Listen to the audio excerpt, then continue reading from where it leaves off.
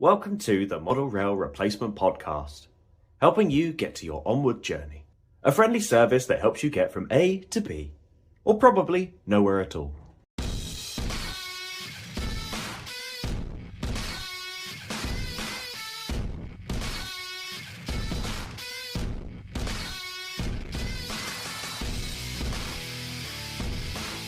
Hello and welcome to the Model Rail Replacement Podcast. I was not distracted and looking at my phone whilst trying to record this intro as I was being asked union duty questions. This is Mert. I'm James. I'm the host. And with me is co-host and producer Sam. Good morning, Sam. How are you? I am very good. I'm going to start this episode off with some serious chat. A massive, massive, massive thank you to everybody who has messaged me and shared and everything to do with last week's episode. We know it was a particularly tough episode and it was quite a deep episode, but James and I have been inundated with messages of just well done is probably the shortest version we can do of it, but people just basically saying thank you for the episode and sort of talking about quite a serious subject. And I just want to say, and I'm sure James agrees with me, a massive thank you to everyone who has supported us with this episode. And if you did appreciate it and you haven't already shared it, please go out and share the episode because we believe, and by all accounts, the people who have messaged us also believe that that is possibly the most important episode that we have done so far. And although it's not necessarily the most fun, we think it's very, very important. But thank you to everyone who's listened to it. Yeah, definitely. Yeah, there's been a lot of messages, haven't there? And a lot of people contacted me as well and said it was very thought-provoking. I think it actually, from what you told me, there was a few people that actually took the advice and just went and checked on someone else because they hadn't heard from them in a while. So, it's nice to know that it has had that positivity and has helped people. And that was the idea of the episode. And obviously, if you want to help us as well, you can nominate us for the British Podcast Awards. It does exist. I've just googled it. But in all seriousness, that's all we wanted to cover was this hobby I think definitely increased through COVID, and it was one of those sort of things that help with mental health, and it's always been tied into that ever since, and so that's why we thought it was a good subject to talk about. Agreed. But yes, otherwise, I'm very good. Currently, whilst we were recording this, it is half term this week, which means my household has been very busy. I've had some days off for holiday. I've been decorating and things like that. So, following on from last week's episode, I think without even realizing it, that I might have reached a small bit of burnout by the time we got to the end of last week, and that's because we've pre-recorded some bits to sort of go in as well. So we did a lot last week together. Um, and I think I hit a small burnout. And you know what I did? I went away and I've been playing my Switch a lot this week, and I've just been unwinding, sat on the sofa, sort of watching stuff with my wife, but also being able to just sit and chill and play the Switch and play Pokemon and things like that. And I feel much better for it. Today is my first day back up in the loft because I was working today as well, and I've been able to have sort of trains in the background and bits and bobs like that. So I'm really happy from that point of view. I've got a hobby mojo, and I took the break when I needed it, so I took my own advice. I have got on my desk, which my to-do pile this week, ATD Models, that's atdmodels.co.uk, have sent me two kits of theirs to have a look at and give a little review on. So that's next on my hobby docket. But I do also have some stuff that Bunter's Yard, Dave from Bunter's Yard, has sent me as well. I wasn't going to get started on the platform areas of the other part of my layout, but I'm also one of those people who, because I like the idea of having a shuttle system in the background, I like to plan the space that I need. So I've got station platforms ready to go as well on there. So hobby wise, I've sort of come back to this uh, plethora of hobby bits that I can do, as well as like weathering commissions and bits and bobs like that, own personal bits. And I managed to finish the main painting part of my class 455 EMU, which is a cut and shut job I've had to do. I've used two class 150 kits with some additional body shells to make the whole kit, and I'm very excited to get that running because it's a model that is missing in the ready to run range at the moment. So I'm looking forward to getting that done. But that is my unloading of hobbiness on you, James? What have you been up to? We were very busy last week, weren't we? In fact, we were so busy you even came to my house, didn't you? And actually saw my layout. So That's very true. So to those at home, I haven't seen James's layout in the flesh before. James and I have met up on several occasions, but um, I had I was hoping to be able to drop off to James his MERP t-shirt that I got sorted for both of us, and um, sadly I didn't have it, but I did have some MERP stickers, and I was up in the area, so I quickly dropped in for a cup of coffee, and James and I chin wagged, and uh, I got to see the layout. And can I just say, and I said this to James, the videos just don't do it justice on how long your layout room is. Like it feels way more compact than it actually is. It's actually a really long area of space. it's not a conventional garage. It's through three on the outside it's 4 foot and the inside it's 3 foot. Longer than the standard 16-foot garage. That's because you used to have a coal store on the back. So that's been knocked down at some point in its history, and it's made the garage longer. So it's yeah, we're almost reaching 20 feet in length for running of trains. Mm, it's very It's just nice. not very wide. It's just not very wide. That's probably where the illusion comes from because it's only about 7.5 feet Mm. inside. It's yeah. I think it was designed for a motorbike when they built it because definitely didn't have cars in mind when they built this garage. Oh yeah, you wouldn't have been able to fit a car in there, but yeah, motorbike would be. You'd have a great space for building and constructing in there. But yeah, so yeah, that was our busy week, and then I went to the British Motor Museum for their model railway show, the Great British Model Railway Exhibition. Or no, big show actually, it's called. Um, and yeah, it was a very nice show. It was very quiet, Oh very quiet. really? Yes. It's yeah. What one of the one of the traders described it disastrous. Um, Oh, okay, that bad. Yeah, it was so. If you watch my video, I have got some really, and if I do say so myself, some really lovely panning shots, following trains and just around the layouts. I got loads of them, Mm, um, which was because there was no crowds. It was right. Yeah, it was so quiet. Like the Spirit of Shap or Hills of the North, or I think it's called Hills of the North Spirit of Shap. I think that's the full name of it. Um, that layout you usually is two people deep. You can't get near it. You're very lucky to get a spot, and then you're only going to see a bit of the layout unless you hang around for a good half an hour to an hour and sort of shuffle about to get to the other bits of the scene. I managed to get a train, film one, come up the hill, and then film another one past the signal box, round the curve, back down the hill, all the way down to the bottom, and follow it with the camera without anyone getting in my way. Um, it was strangely underpopulated. There were still people there, but it was not as busy as it has been. Mm, I don't know if that's because the half term switched weeks. In this area, it used to be the week before um, the model show, but it seems to be the week after at the moment. So I don't know that played a part in it, but yeah, it was strangely quiet there. But there was a few people that asked for coasters. So apologies, I'm terrible with names. In fact, I don't think I asked anyone's name. I'm also terrible at asking someone a name, probably because I know I'm going to forget it. So I just sort of skipped that bit. But there was a very nice chap from one of the Leamington and Warwickshire model railway clubs. He was on the modular one. I want to say Chris. I think someone called him Chris. So apologies, I don't got your name, but Chris, it was very nice to meet you. So he's now proud owner of a post. I keep saying want to say sticker and coaster at the same time. I keep saying poster, and I don't know why I keep doing yeah, that. A we don't have poster and those. sticker. Next week's guest was also at the show. So he got given a coaster. There was a very nice chap who I met, part of the 009 Society. He said that he listens and says MERP a lot apparently as well, like in the office, and they don't know what he's talking about. So very nice to meet you. I do apologise I didn't ask your name. As I say, even if I did know it, I probably would have forgotten it by now.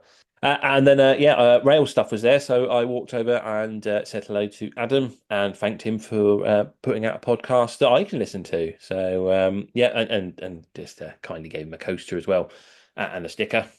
I said, I'm sure you don't want to display a rival, but he said he doesn't see us rivals. And I thought, you know what? That's exactly how we see rail stuff. It's not a rival. It's just another great podcast to listen to. So, Exactly. yeah, all in all, it was a very nice show. I spent a lot of money. So, I mean, I won't ask how much because that's a dangerous question for everyone involved. But I will say, did you pick up some good stuff at least? I did. So I picked up the Flying Kipper or insulated NW fish fan to avoid any copyright from Buggleskelly. So say hello to Tom, and got that from there. It's a very nice van. It's very cool. It does look So I very think pretty. and it will blend in really nicely, I think, with another sort of model train. And if you know, kind of thing. Otherwise, you wouldn't really notice that it's um, fictional, shall we say? Yeah, So yeah, I got that, and then old Tony from Tony's Trains was there, and he bought all his 009 models along. So I ended up picking up Welsh Pony and the mainline Hunslet with tender Linda, which I intend to put in my corporate blue livery for my 009 layout. So yeah, very cool. and a lot of electronic stuff as well because that's the only show I can think of apart from what was Warley because obviously that's always well catered for. We usually go to shows and there's no one ever does electronic bits, which I find a bit frustrating because those are the bits you can't usually find in model shops either. So, Yeah, do you know what's weird? There was a company that used to always Squires. I want to say Squires used to right, be yeah. almost every show that I went to, and they haven't been at the shows I've been to recently. And I'm sort of a little bit like that's weird not seeing them. I'm at I was gonna say the last time I saw them was DMU or DEMU, yeah, however they're that pronounced. but yeah, now that you mention like they would usually be my new solder or things like that, but I haven't seen them around. So actually, yeah, that's weird. Now that you mention it, It's, yeah, it's just it's one of those things. It's yeah. This show was it always seems to be one. Like I think like the gets that like they send a little questionnaire out afterwards and asking for ideas, and I was like, well, some that has electronic components and stuff like that. You know, it's the bits that you need to build your model railway. mm, There's always seems to be something missing, so you couldn't go around and get this. This one I found was very lacking in like kits and buildings. There wasn't any really traders there selling that sort of stuff. Um, I think it used to be called Green Scenes. Used to go there, but I think they sold their company to Squires. So Squires own all the Green Scene stuff now. I think right. I'm making stuff up there, so don't hold that to me. But I know they definitely sold it off. But because I bought their static grass applicator, which is brilliant. It's a really really good one and a really fair priced. But yeah, otherwise, yeah, the layouts were great, but it was a very quiet show. But yeah. I did exactly the same as you though with the old burnout talk because I got home and like obviously I do my video and I sat down and went to do it and I was like I'm just exhausted. I didn't feel like doing it. So the trouble is you kind of feel like you have to do it and get it done and get it out there because if you don't, people won't watch it and then you really have wasted your time. But I decided I was going to walk the dog. I was going to take a break, walk the dog, and then come back to it. So that's what I did, and yeah, I felt better for it. Oh, that's good. And you took your own advice. You took the advice of the us. I was going to Yeah, say of the community. I guess it's the community, but you took the right advice, and that's the main thing because we've come back, and I'm excited to talk model railways again because although I haven't done anything, there's been lots that's sort of come out in the last few days. Which so James and I tend to try and sort of hold fire till midweek, Thursday at the latest, to sort of record our intros and outros because, like, going behind the curtain kind of thing, because we want it to be a case of like we want to try and get the news, but that doesn't always work out in our favor. And then sometimes, like last week, we recorded our intro and outro a little bit earlier than we usually would. So there's been some bits that have come out since that we probably would have got if we recorded at a normal time. That's right, isn't it? Yeah, I think so. Possibly. Yeah, because I was asking you yesterday when I was like, "Has there only been any news?" And there was. It's because it was just so long ago from our last recording. I can't remember anything. So we're talking of news. Shall we talk about what's been announced? Yes, let's. What would you like to cover first? So yeah, I suppose the first thing to talk about then is Bachmann's winter announcement is almost upon us, and as they like to do, anything newly tooled seems to get announced just a little bit early, and I think that's your fault, Sam, because you bullied them in regards to their videos, saying they were too long. They were talking about new tooling, so they've obviously gone for a new tactic. So that's all I can conclude there. They are to produce some London and North Western Railway coaches. These are, they look absolutely stunning. I'm not sure what type of they are. What are they? Diagram 138 corridor? Is that what I'm reading on the photographs here? But I think they are very similar to, the wheels kits coaches that they Yeah. did of the London North Western. I think they're the exact same ones of them looking at them. But they look really nice. Oh, yeah. I And don't what I think like, anyone was expecting them. I think that's the no, no, biggest thing that I came because so I was in Chesington when the announcement came up, and I was in the queue, and I was sort of sat uh, with my daughter, and I just sort of had it on my phone in the background whilst we were like chatting away, and it came and it came up, but in the preview chat, everyone was saying all of the suggestions were modern day rolling stock. So then when it came through, you just I went, okay, it's not for me. So I swiped off because I didn't want it to be a case of that I was going to watch it, not interested, whilst I was in Chesington. But I wanted to see what it was, if that made sense. So I just sort of had it in the background. And I was quite surprised of how many people were expecting modern stuff rather than this. yeah, this wasn't expected, but then again, is it unexpected? So the LNWR 50-foot arc roof coaches is the correct term for them, and that they are what those kits were. Um, but there does seem to be quite a rise in modelling of period two, with Yes. like Rapido have done it with some coaches. They've just announced. Obviously, we've had previous with Hattons and Hornby in their four-wheel and six-wheel coaches. There's a lot more heritage liveries in regards to the more earlier pre-grouping companies. Um, so yeah, it's a surprise and not a surprise, I suppose. And it's sort of there's a rule that they sort of have in model rail market. They call it the 40-year rule. And I think I think it's done for us to talk about it in season three.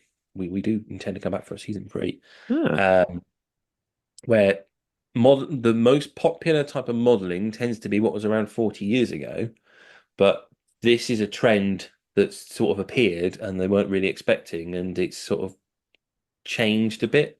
mm, So yeah, there seems to be a popularity here. I have a theory why it's popular, but I think we can save that discussion for another time. mhm. Nonetheless, these look very nice coaches. I'm actually quite looking forward to them because one of the ideas I want to do for my narrow gauge layout is possibly backdated to period two itself. The only issue I have is trying to find anything Cambrian Railway related that doesn't require being built from a kit. But the north side of my 009 was always going to run up to the LNWR on the North Wales coast. Mm. Um, so these coaches would be quite nice behind an LNWR loco. But yeah, that's them announcement Bachmann. There's be more coming, I think, the 6th of November off the top of my head. But yeah, sometime in November, the Bachmann winter announcements will be on the way. Sam, is there anything else that's been announced? Yes. So the one that's caught my eye this week is a very big curveball from Akira Scale. They have announced one of the Northern Irish Rail locos. Let's get the right name on this one. It is the 101 DL class Hunslet. Um, and the best way I can describe this is it feels like a class 73 and a class 33 had a baby and then it became a communist because it has this real Soviet look to the loco. So if you look at any sort of Czech Republic locos or anything from around sort of that mid to Eastern European area, it really has a look of that. I love it. I think it's really, really cool. Um, I'm gonna come straight out and say I am very tempted to get one of these and repaint it into a BR livery because I like how it looks that much. I have a big love for 73s. I have a big love for 33s. So a loco that looks like a sort of a cross between the two of them, I think is pretty cool. The liveries, me personally, I'm not completely sold on them. I think they're not the best liveries, but that's because naturally when in their working life, that's what the liveries were. You can't change that. But I think the loco in itself, if you look at it in its prototype form, where they've got sort of the 3D printed version of it, it looks really cool. He does look really nice, doesn't he? The 3D print version, is particularly the face, looks to me like the one of the diesel locos on the Festiniog Railway. Oh, okay. That's what it's saying to me. But yeah, they do look very nice. And I quite like the fact that we've got something Irish been announced because I had been thinking we tend not to talk about Irish model railways a lot, but they usually are in with British modelling category rather than continental modelling. Yeah. And there's some very nice stuff out there. Some very nice uh, models and layouts. It's just not. I think over the Irish Sea, it's obviously a lot more popular. And I've got an Irish friend who buys lots of Irish stock, and he would tell me about various things because he worked on the Irish railways, and it does sound very interesting. So yeah, I think it's quite cool. Looks quite nice, and I'm sure it would be very popular with Irish modelers. Mm. The thing they've said that this is a very niche, very one-off production that they're doing, so it is priced slightly higher than their usual Mm. items that they do. So, for example, let me just try and pull up one of their sound fitted UK diesels. That's probably the best thing I can do here. More work for me. Let's go with the 31. That seems the most sensible one. So, as a price comparison for this, if you were going to compare it to one of the Class 31s that Scale have brought out, so if you were to buy the uh, just the normal regular version, you're looking at £170. If you're looking for the sound fitted versions, you're looking at £270. For this model, purchasing it as a ready to run option, you're looking at 320 sound fitted, or you're looking at 220 for the DCC ready version of it. So they've come out and said it's a niche production run, hence why the prices are going to be more on it. So, I mean, I'd love to know if there's anyone else out there who's as insane as me who's contemplating getting one of these. I mean, I don't expect like other people to want to paint this, but I think because I've seen the production versions of it where they are the 3D printed bits with like non-painted, I think that's where the inspiration to paint it has come for me. It looks like it'd be a really fantastic loco to put into BR large logo blue, or put it into executive livery into city, or even gonna get a lot of hate for this, but possibly Network Southeast or maybe Dutch or something like that. I think it really You might has get a away with Dutch. Dutch, I think you might just get away with. I think Network Southeast is going to anger a lot of people. But you just like doing that, I think. I think you just like upsetting people. I think it's your enjoyment from the hobby. It's yeah. But whether it be a brash comment or a hideous repainted livery. You're always up to something just to upset people. there's some foreshadowing in there. It's looking like it's coming out in the quarter 4 2025, which does mean effectively it could be coming out in January, February 2026, if I'm understanding quarters correctly, because the financial year starts in April, so everything is effectively pushed back a few months for say like quarter 4. So you could be seeing it at Christmas next year, or it could be coming out in 2026. But I think it's a really cool loco. I'd love to know if anyone else is interested in buying one of these. I personally don't think the liveries that it comes in are good enough that people will go out and buy them unless they are Northern Irish modelers or knew this when they were younger. Yeah, as I say, I think because obviously Scale started off as an Irish model, I think, Irish model railway, I think they were originally called themselves or something like that. Mm. But they produced many Irish models before they ventured over to the British stuff. So there is, I think there is quite a demand for it, as I say, across the Irish Sea. It's just doesn't never seems to get covered as much. Maybe we should make that one of our topics for the future. We'll talk about Irish railways and what's out there and what you can do and what you might like to model. Because I don't really know much about it, and like you say, it's not that far away. Yeah, I think it's visually like the look of it. But yes, you are right. It doesn't get modelled enough. Maybe that's something that we need to come around and check It's on. just it's just £39 on the plane. I mean, that's what puts me off. But let's see, anyone get the Partridge quote on that one. But yeah, I think that's everything. The only other one is Daypole have got their large prairie due soon back into shops. So this is the second batch, I believe, and there's a variety of colours available and running numbers, all the different various GWR crests on the side. So you've got the shirt button, the GWR of the later 1946, I think. Earlier Great Western style writing the side, even British Railways, and then the various British Railways, Cycling Lion and Griffin holding a wheel on it's a BR black and BR greens. So yeah, that's coming for the Great Western modeler from Daypole. I think they're quite nice looking models. I think they were all right last time, although I'm not sure. They look good. I'll give them that. They certainly look They good. do look. I can't remember. I think a YouTuber may have said a few comments about them that affected their sales, and that I don't think they were as bad as they were made out to be. But do you know what? Be your own judge and have a look yourself. I think that's the best way to say that. Good idea. But yeah, I think they look very nice. I like a prairie anyway. But as we know, GWR about it, and this is the larger version of it, but still. So that's news all covered for this week. We are going to take a break. But before we do that, I've realised that I've got time completely muddled up, and I think I tried to not give away next week's guest without realising that it's this week's guest. So yeah, that's one on me there, really. But when I said I bought a Northwestern insulated fish van, I then bought it from Buggleskelly Station, which is run by Tom, who is our guest for this week, and it's a delightful chat. So we're going to take a break, and when we come back, we're talking to Tom from Buggleskelly.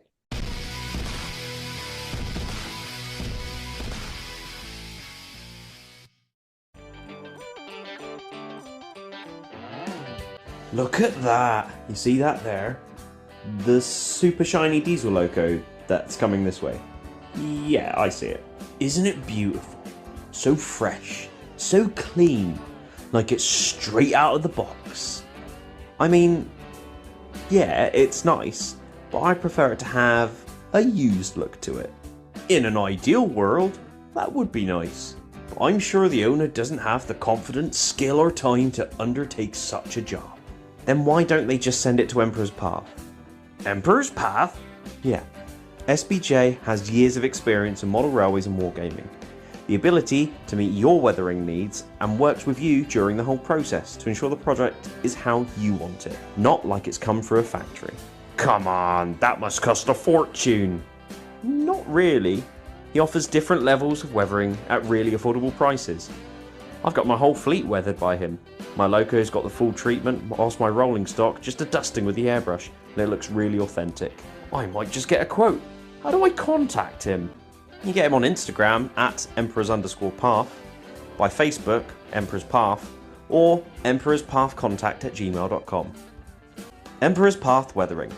If it's not filthy, let's change that.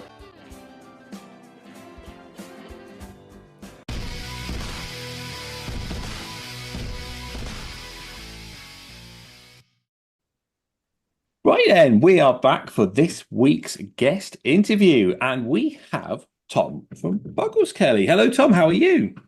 Hello. I'm good, thank you. How are you? Not too bad. Not too bad. I'm actually quite happy because, well, I haven't tested it yet, but I've finally finished wiring up the boys' layout.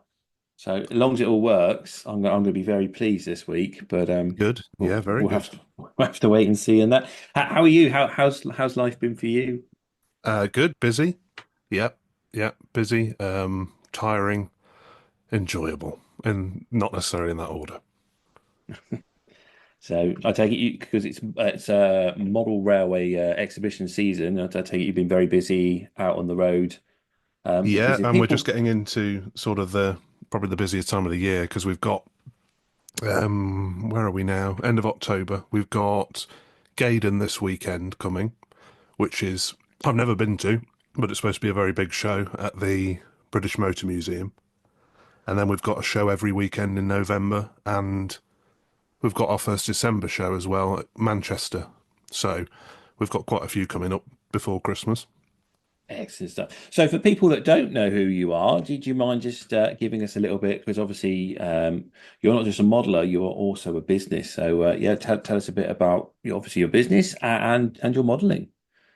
Yeah, so company name is Buggleskelly Station, and we sort of do, I like to say we do comedy cameos for your model railway or diorama.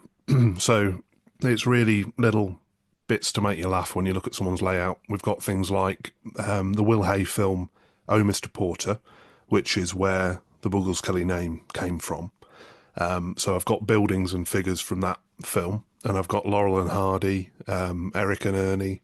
We've got our railway director who looks very similar to a certain fat controller.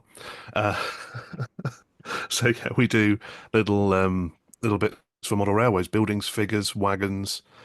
We sell other bits like railway merchandise, so t-shirts and mugs and magnets and signs and things like that. So we have a few different things at each show.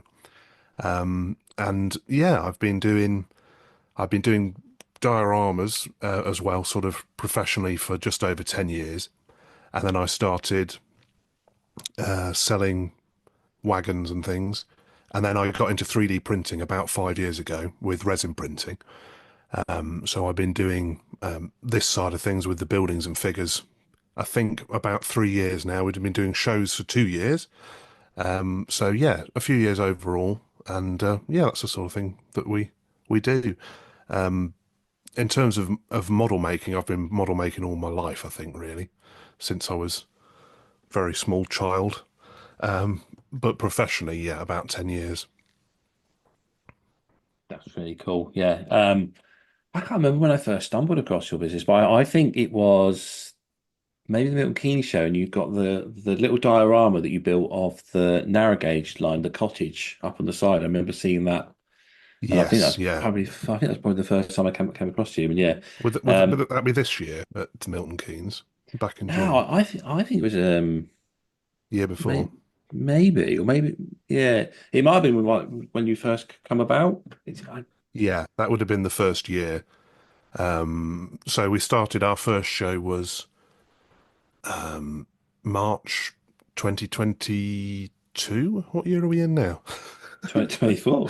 Yeah, yeah, it's 2 years ago because I'm just coming up to our yeah, second year of no, third year of training. So confusing.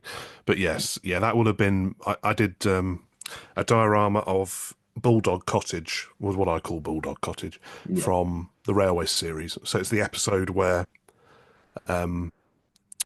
Falcon falls off the side of the mountain and gets held back by Duke, if you know the Thomas books. And so it's a little model. That's based on the TV episode, the building that's in that. And that's one, yeah, that's a building that we sell.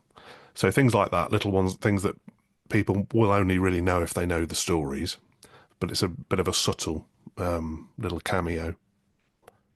yeah. I remember spotting it, and I obviously remember he looked so much like the TV series. I was like, that looks, and then you had the photo next to it. I was like, oh, that's amazing. But yeah, you've got some great products, and I've got a fair few fat directors. If anyone's seen some of my videos I recently, saw them on your recent little Percy diorama, which I really liked. I enjoyed watching the making of that, and yeah, I think you should exhibit it and then get really bored showing it all day. thank you very much. Yeah, I think I would get a bit bored of it going round in circles and not much else. That's but yeah, no, I really do enjoy some of the stuff you make. That's really cool. And obviously, you've got your YouTube channel where you've been building your layout as well, haven't you? Yeah. I've been building.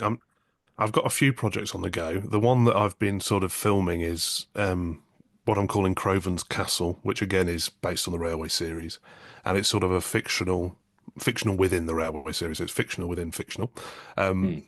It's a 009 layout with 00 included because I basically wanted somewhere to kind of run my Thomas models, but I wanted to build somewhere that was as realistic as I could, sort of do a narrow gauge line and design buildings that would fit into it. Because what I've found is that the only time that I actually do any modelling for myself is when I'm designing buildings and things that I can then sell, kind of justify it to myself, the time that I put into things. So I tend to design a building like the station and then put it up for sale, and it justifies the hours that I've spent designing it, that it's something that I can add to the range. That's fair enough. Is that like the little signal box you've just done recently?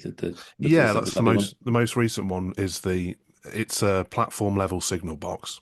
So the reason that I don't know what got into my head, but I thought I haven't designed anything with a toilet in it yet. So I thought I'll design something so you can show just some random guy sat on a toilet and then light it, and see if anyone spots it. So yeah, it's a signal box with a toilet and a sofa, an armchair. It sounds ideal, doesn't it? It does. It does sound good. I do like your suggestion of having someone on the toilet because that's exactly what I did when I built a model of Swindon Panel, and we had a colleague. He was quite often in the toilet. So for a little bit Yeah, of a joke, if you look through the skylight, you will see him in his usual spot on the it's just one of those little toilet. things because a lot of people don't. I mean, there's a lot of people who don't model the inside of buildings, which I understand because hardly Mm, anyone ever sees them. But as soon as you light something up, you have to see the sort of detail inside, really. Most releases now, the rolling stock from Acura Scale or Rapido or whatever, they all have interiors that are lit up.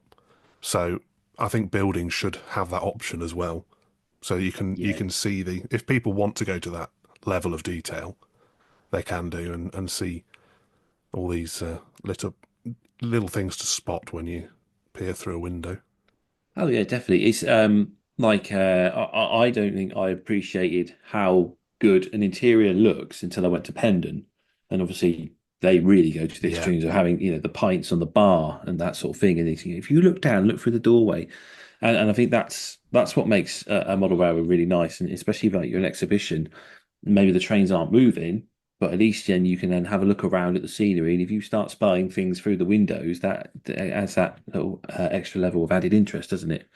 yeah. So, I think I've sort of realised doing this because I see so many layouts now. I see every show I try and get round and have a quick look at stuff. So, I've probably seen 1,000 layouts in the last 2 years, I'd say, mm, different ones around the UK. And I'm starting to realise that I enjoy looking at scenery and buildings and details more than I do watching trains run. Um, I mean, I do enjoy seeing, big trains go past or whatever, and it's amazing model work. But I think for me, it's the little scenes that you can create. So the little detailed bits, like you're saying. I mean, Pendon's amazing. I went there a few years ago, and just seeing the detail that went into the little buildings on there and the thatched cottages and stuff, and you read about how long they took, and there's some took a year to make one building.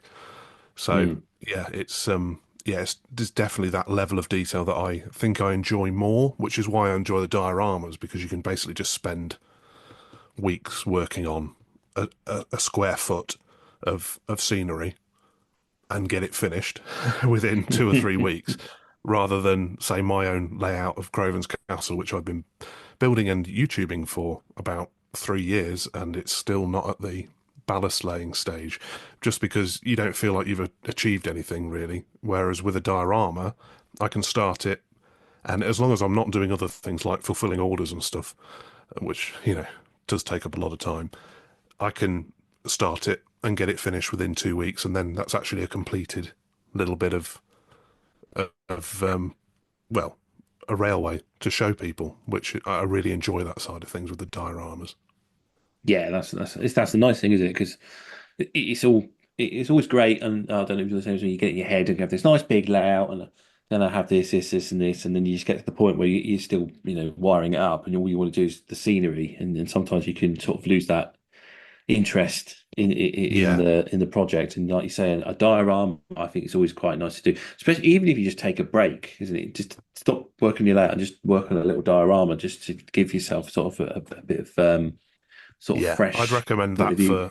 for anybody who's losing their modeling mojo with a big project, because you can even do you can do a diorama that will later become part of the layout. So say you've got a space on your railway for a small farm or something that's 2 foot wide, and you think, I don't want to work on the railway, but I just want to work on this small section, and then it could be something that you Mm. could later slot into the bigger layout. Because that's the thing I try and do is, like I say, I design stuff it's all being designed for my layout, but then I have to build a small diorama to show them off at the shows anyway. Yeah. So I kind of do it as a test piece really, and see how would that look in the bigger scheme of things, and that seems to be working well for me anyway, the way that I work at the minute. Yeah, I mean that's not a bad show. Because again, like, talking about Pendulum, that's kind of how they do it at Pendulum, isn't it? They Yeah, just build small these sections at a blocks, time. don't Yeah. they? Yeah, and then they join them all together. It's pretty clever how they do it. So yeah, that's your modern history, I suppose, covered, and we'll move on to what we like to usually do with all our guests is our usual round of questioning. So I'll start with our favourite, which is, what's your favourite traction? Is it steam, diesel, or electric? Yes, it's one of those three, definitely. Yeah, I thought this would be really easy actually. Annoyingly, I listened to Joseph's questions a couple of weeks ago, and he's pretty much answering the same as me for a lot of them, so it might sound a bit contrived. But I would say overall, steam probably. It's between steam and diesel. It used to be definitely steam because obviously grew up with Thomas. But I think it's kind of any small industrial locos really. So be it steam or diesel. The reason I'm torn is because I do the layouts that I enjoy seeing, the smaller sort of like a little yard or a factory or something. If they have a small diesel loco working, it looks really realistic to me because you don't obviously they do make smoke the diesel engines in real life, but they're more realistic than seeing a small steam loco moving without any smoke.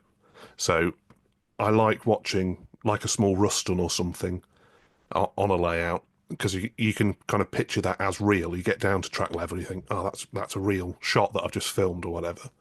Yeah, Whereas with a steam loco, you kind of have to have the steam coming out for it to look realistic, in my opinion, unless you're adding it on digitally afterwards for a photo or whatever. But yeah, so for me, overall, I'd say steam, but it's a fine line between steam and diesel. that's Yeah, that's the kind of is answer you hate, isn't it? I was going to say, is that acceptable for Sam, or is he going to bully you into confirming one or the other? No, no, I think that is a definitive steam, much to my It is a dismay. definitive steam. Yeah. Yeah, let's go with steam. Yeah. Well, it's not electric anyway, apart from Toby the Tram. Yeah, electric never does too well, does it, Sam? Well, there's no life in an electric loco. It's just like don't know really. It's just a block on wheels, isn't it? There's nothing making. Well, there's stuff making noise, but there's nothing moving that you can see. I suppose is the yeah. That's the way I'd say it. Yes, yeah. And on the diesel side, my great granddad worked for Ruston and Hornsby, so I have a very soft spot for their little diesel locos because he did build. I know he built them because I've got a photo taken in the 1920s where they were working on some locos, and they were standard gauge locos for Ruston and Hornsby. So I do every time Hornby's brought out a new Ruston loco, I've bought one, and I do like them little compact diesels. But overall, I think it has to be Steam for me. Sorry, Sam. That's okay. That's really nice. I like that the connection there as well with the Russell and Hornsby. It's always always nice to have that family heritage, isn't it, and connection to the railway. Yeah. Cool. So, yep, Steam's the winner on that one. Then we'll go on to as you've already mentioned, you're doing 009. You've got OO gauge, but maybe it's not something you model in. Maybe it's something you just enjoy. What is your favourite scale? Well, again, favourite scale. I'm going to be cheeky on this one because you said scale and not gauge. My favourite scale will be 1/76 scale, so that covers both 00 and 009. He's found a loophole. Finally, someone has done it. Someone has broken the system. Yeah, so that's what I'd say. I mean, every loco I own is either 00 or 009, and I've got three O gauge locos actually, but no real. I've got a shelf layout that I started as a project. So yeah, I do like O gauge just for the amount of detail that you get, but 00 it is my main modelling scale, and 009, which again is both the same scale, so that's fine. I will perfectly accept that answer because, as you say, you've answered it correctly. We have asked for scale and not gauge, so we're not talking American railroading, so we should be all right there. But yeah, Yes. it's the standard scale for everybody, isn't it? And I think we discussed this with Joseph, and it's just the right scale. It's not too small, it's not too big, and it works just well. And especially when you come to the 009 stuff, that's what I like about it. Is it's that OO gauge modelling, as you say, in 176, but the space saving of N gauge in the fact that you can squeeze something into a slightly smaller area Yeah, without compromising on the detail. I really like the look of NG7 or ON6 16.5, is that what it's called? Yeah, But the 65, yeah. yeah, so that's again that's the best of both worlds again because you get the O gauge modelling, but the O gauge scale, but the tighter radius of 00 track. So that's something if I had a bit more space, I think I'd make a start on a NG7 layout because that'd be really cool to do. But for now, 00 is fine, and that's what most of my collection. Like I say, when I tend to buy things that I like the look of. I don't have a specific region or period or whatever that I model. So if I see something that I like the look of, like Ivor the engine, I thought, well, that's not going to fit in with anything, but I really want that. But yeah, it's just sort of a random collection. I've got a lot of pre-grouping locos. I've got a few BR. I've even got a Network Southeast Class 122, I think it is, which doesn't fit in with anything else that I own. But I thought I really like that because I like Everard Junction. I thought I like the colour scheme on his layout. It's just some really Yeah. random thing to have. So because I tend to use my layout for I don't play many trains anymore. I tend to use it for taking photos and making daft sort of memes and things on the internet. So it's good to have a nice collection of models to use for that. Yeah, it's good though, isn't it? It's I know why some people define themselves by a certain era or time period. One of them is because then it stops you spending too much money. But Oh, at definitely, the yeah, same yeah. at the same time, if you like trains and you like all sorts, then there's nothing wrong with having such a wide and eclectic collection of models because they're for you and they're your enjoyment. And I certainly approve of the Network Southeast, and I know Sam does as well. I think that's how me and Sam sort of became friends really with our love for Network Southeast, and so yeah, It's a lovely livery. It's very, I mean, you say it's very retro, I suppose, but it's got that kind of, when you think 80s or think 90s, you think those colour stripes. yeah, And yeah, it's a good flashback to my youth. I don't know how old you guys are. I think I'm probably the same age as you. But yeah, I'm 36, so that's sort of. I think I'm 36. Am I 36? I know You from always watching. forget. I know from watching your Thomas inspiration video. I was like, oh, you're the same age as me because I'm an '88 baby as well. So Oh, right. Yeah, good. Yeah, it's the best. It's the best era, really, isn't it? Of It's the best course. year. Best year. I'm just a bit older. I'm 85, so I'm not 85 years old. I mean, Oh, right. Okay. I look good for that, don't I? Um, but yeah, it's yeah. I grew up the same. It was Network Southeast is what you saw everywhere, and it's that sort of nostalgic feeling, isn't it, of that livery? That and the Intercity Swallow was all I ever used to see. Yes, So yeah, and that used to be the sort of growing up. The Hornby train set was all that colour. It yeah, was like sort of early '90s. The Intercity Swallow you saw Eurostar. That was the other thing that used to be everywhere. I just remember having friends that had train sets when I was sort of younger primary school.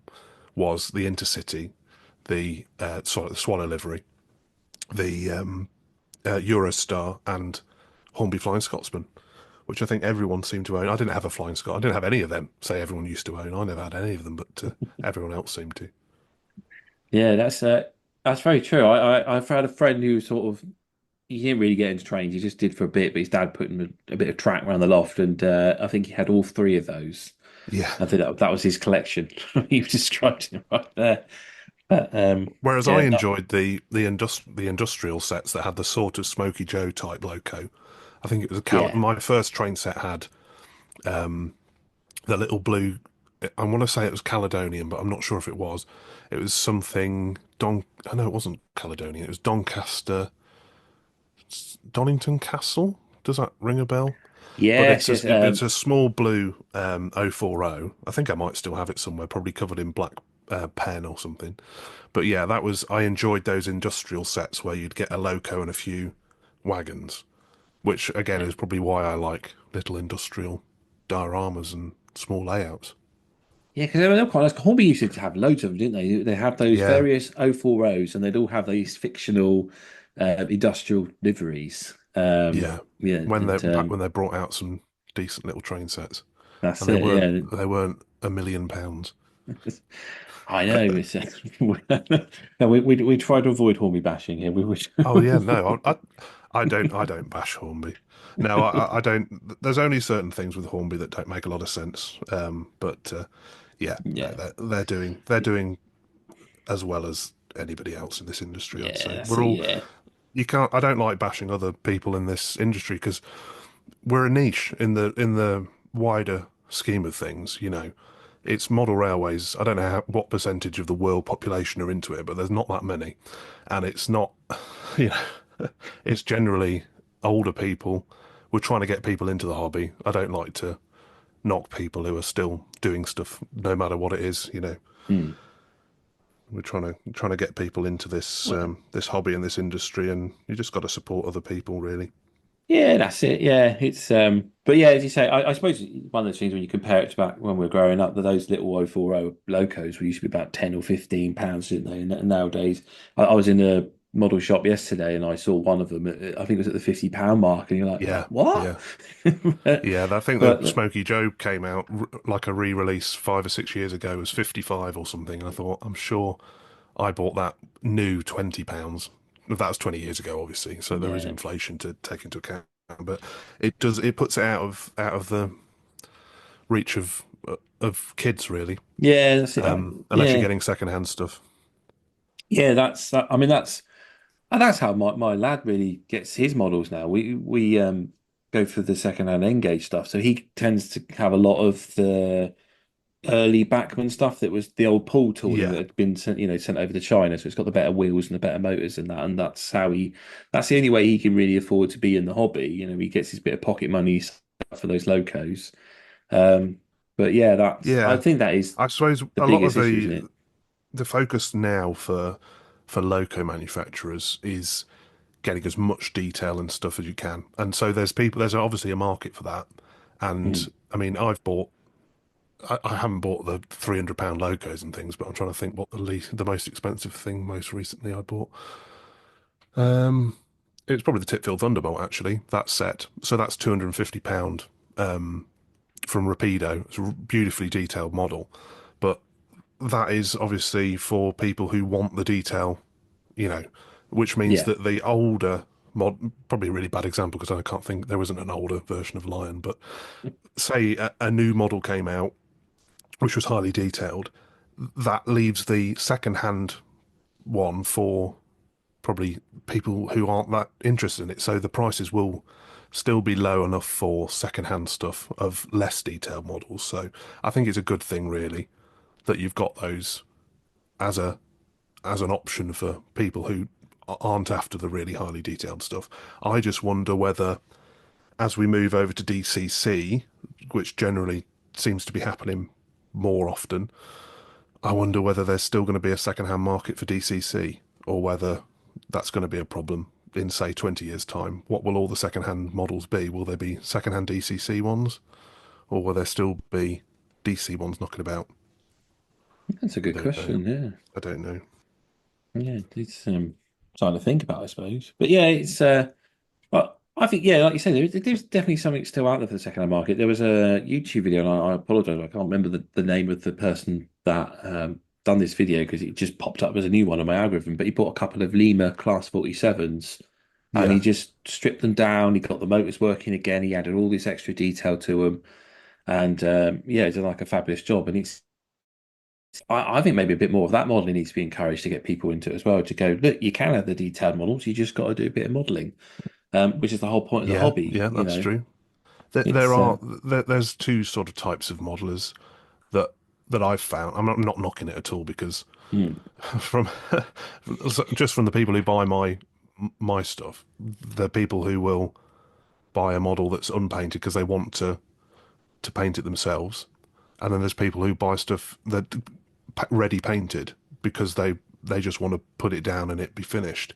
So there's two types really. yeah, Well, there's a third type, the people who start from scratch and build it completely. Um, but yeah, it's different. I can't remember the saying. Different some things for different some things. diff, Different diff, strokes for horses different for folks. courses or something. Horses for corsets for horses. That's the one. Yeah, but yeah, it's yeah. Hopefully, more people get into the hobby. It's a good hobby. Well, It's I kind can't of see any sign of it dying, to be honest. I think that's a lot of clickbait. Just going around the shows, the amount of younger people who are there mm, is really encouraging. And online as well. I mean, I do a lot on, I'm still calling it Twitter. I refuse to call it X. But on Twitter, TikTok, Instagram, majority of people I'd say that follow me on those specific platforms are younger, and you know from the slang that they use, the young people, but they're generally I'd say teens and 20s, and a lot of people at the shows tend to be younger people as well, which is really encouraging. So yeah, I can't see any sign of things dying. yeah. I was going to say because I've noticed that as well. There are a lot of younger people at the exhibitions than you used to see, especially over the last few years. But obviously, you see a lot more exhibitions than I do.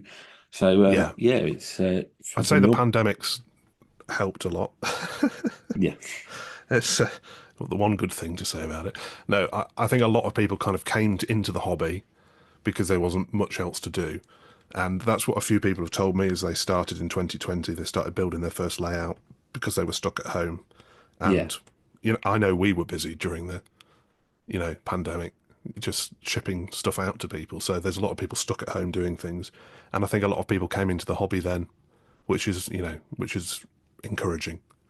yeah, definitely. 'Cause, even with the YouTube videos, there's quite a few of the larger channels now. I think all started roughly just before, like Joseph was saying, he was just before 2020, and I know there's a few others out there. And I think COVID also helped with that boost as well. The fact that you can sit at home and watch other people doing the modeling, and that sort of Yeah, inspired you to do your own. And that's how these several of these channels grew so fast.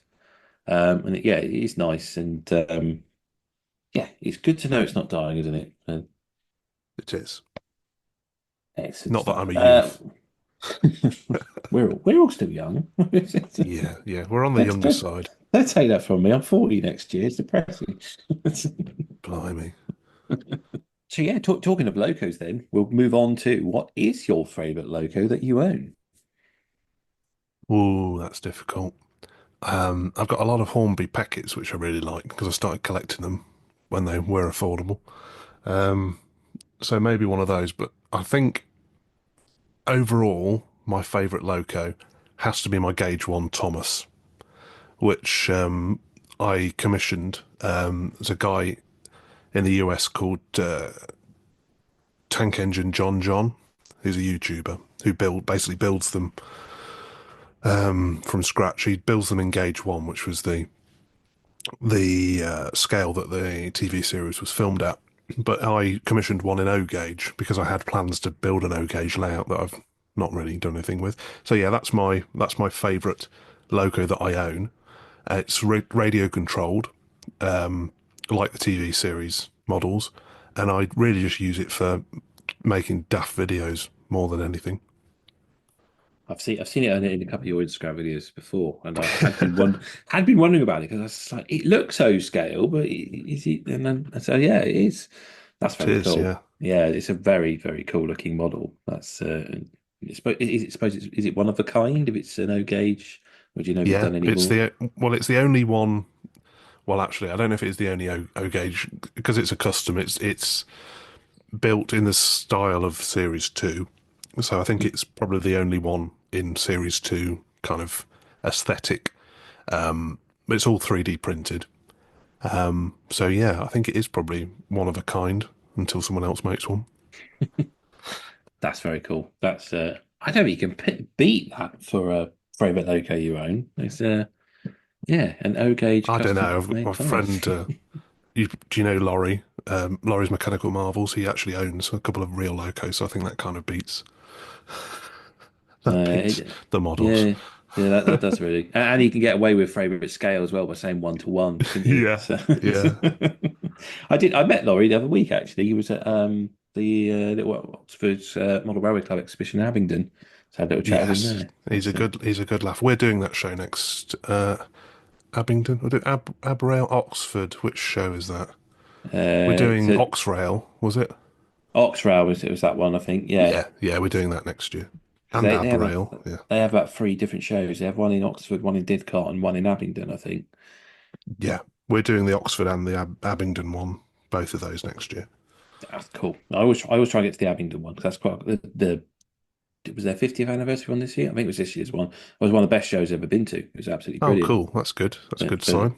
yeah, and it's good that it sounds like they're getting more trade in because that was the only complaint people had because there was only like 2 trade stalls there. It was like Yeah, well, the there's not enough guy I trade. spoke, I can't remember the name of the chap. I think it's Trevor. Terry might be Trevor or Terry. Spoke to him a couple of shows ago, and he did say that they generally only have a few trade stands. They try not to have lots of trade. They make Mm, it about the layouts, which is yeah, fair enough. That's what people go for usually. So I'm hoping it might be a good show for us if there's not many trade stands because yeah, true. Yeah, you know that people works in got our favour. people got money burning holes in their pockets, and we're the Yeah, only guys there. It's, lovely stuff. Proper share of the market. Cool. yeah, Yeah, no, yeah. I suppose Laurie wins in that one. They're having real engines, but he's not our yeah. guest But this week. It's he's not on this podcast, so he doesn't win in that sense. cool. What is your favourite loco you don't own then? I had to think about this one. It's not a scale that I model, but I did mention earlier about NG7, and it's the Britomart. I don't know if you know the little Yes. tiny blue loco. I have it in 009, and it's such a nice little tiny thing that's amazing. It's that small that it actually runs. But there's an NG7 version of it that I think it's Bachmann brought Yeah. it out, and that's just something I'd really like, just because it's such a beautiful little thing. It is, isn't it? I've also got the same model in 009. It's absolutely gorgeous. Is it a Festiniog loco? Right. I want to say Bala Lake, but I don't actually know. You might be right with Festiniog. I'd better check that, really. Shall I check it? I'm pretty I'm sure gonna, it I'm is. gonna, I'm pretty sure it is Bala Lake. I'm just gonna check in case Yeah. I don't know North what I'm talking Wales. about. No, it's resident on the Festiniog. You're quite Ah, right. Home Railway FR. So I'm ah. assuming that's what that means.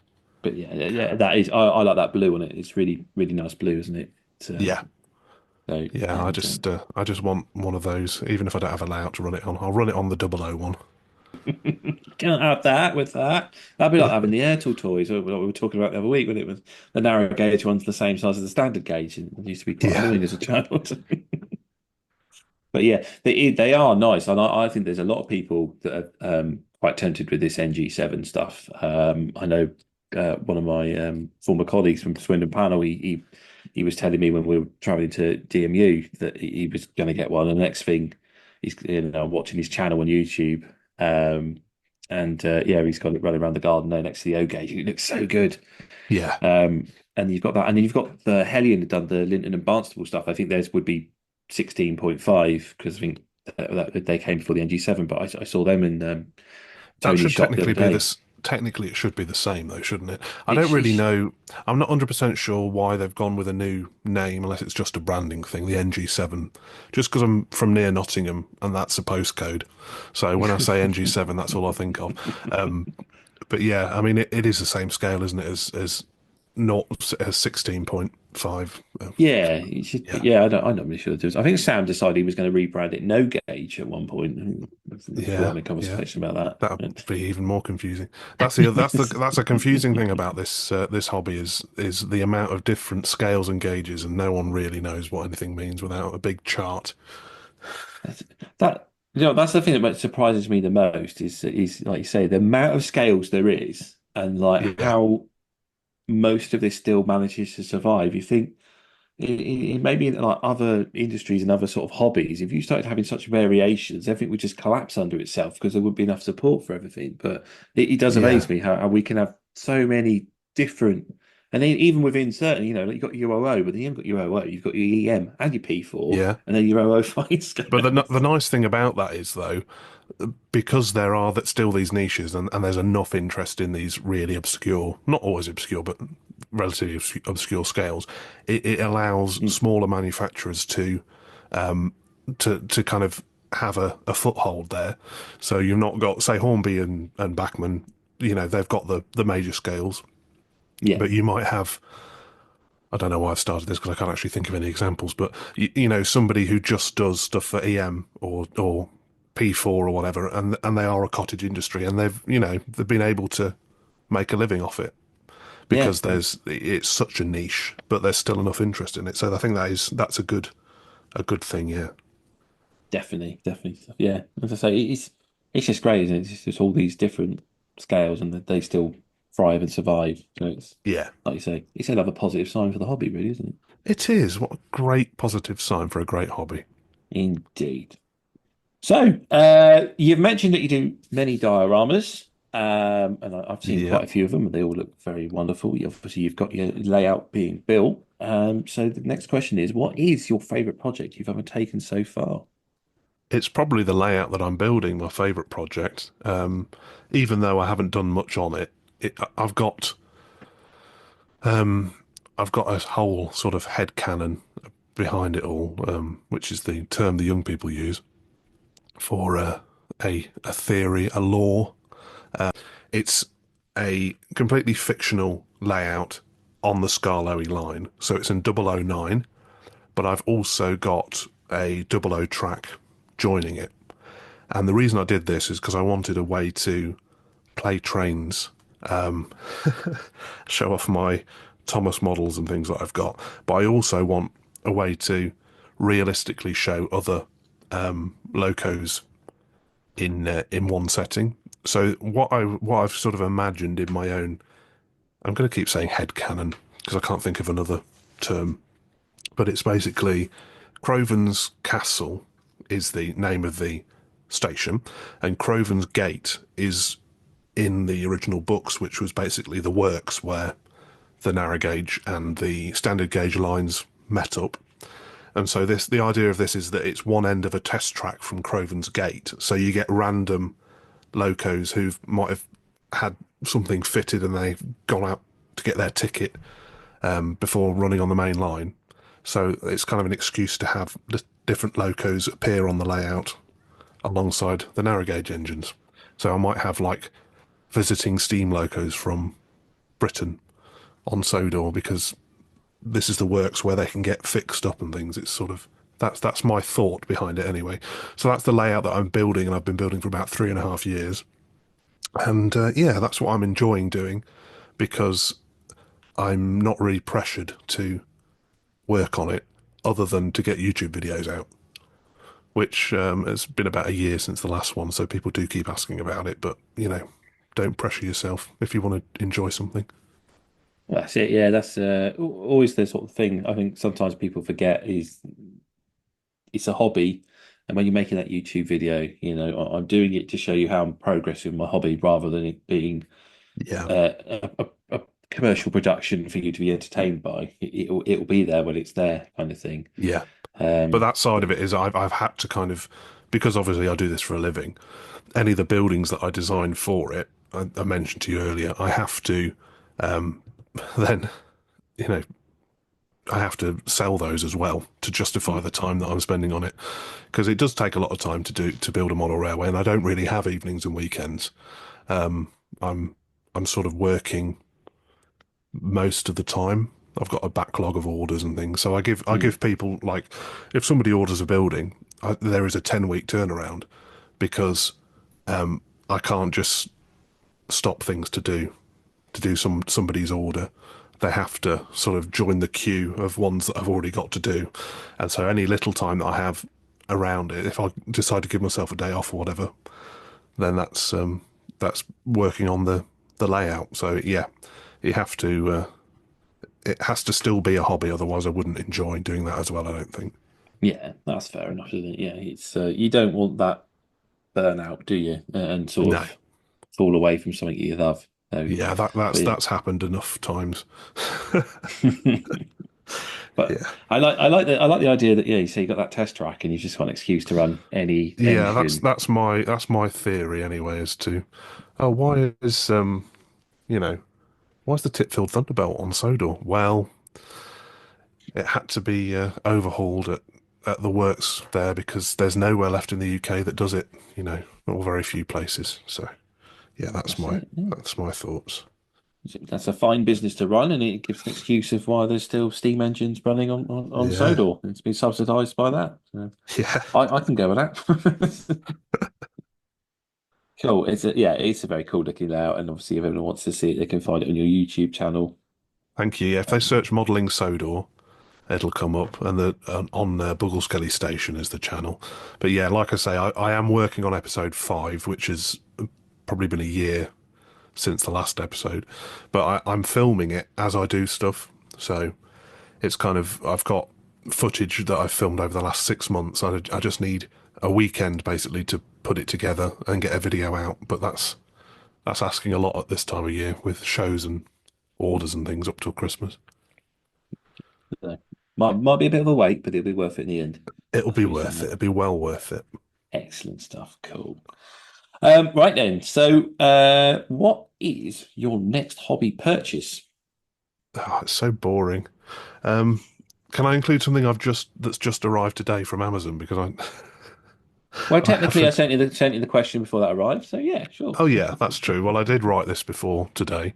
It's clear perspex sheet. How exciting is Ooh, that? ooh. Thing is, you're saying how exciting is that sarcastically, but I'm in over anything. I'm intrigued as to why. It's for Windows, Oh, okay. so yeah, it's that exciting to add the Windows into some my the recent building before the signal box was the Lady Killer's house, which I designed for Dawn at Model Railway Quest. She's building a Lady Killer's layout on YouTube, which is worth following. But yeah, so lots of people have ordered the Mrs. Wilberforce's house from the Lady Killers, and I need to glaze the windows on the ones that have ordered painted ones. So I've bought all this little perspex sheet, and yeah, that's arrived today to cut up and stick into little buildings. So it's, like I said, it's really exciting. Well, there you go. There's more to the story than it first seems, isn't there? Because it sounded like it was Perspex Sheep. Sam's done a bit of prying, and turns out that Yeah, you're working a little project for Dawn at Model Railway Quest. So yeah, Yeah, see, there's always a bit of excitement, even to the most smallest of tools that you can be buying. Yes. Um, so I that could sounds have cool. said white paint as well, because white paint arrived today, but that's not as exciting. I don't know. So we like a bit of paint. It's always it's Sam's medium, isn't it? So, That's true, yeah.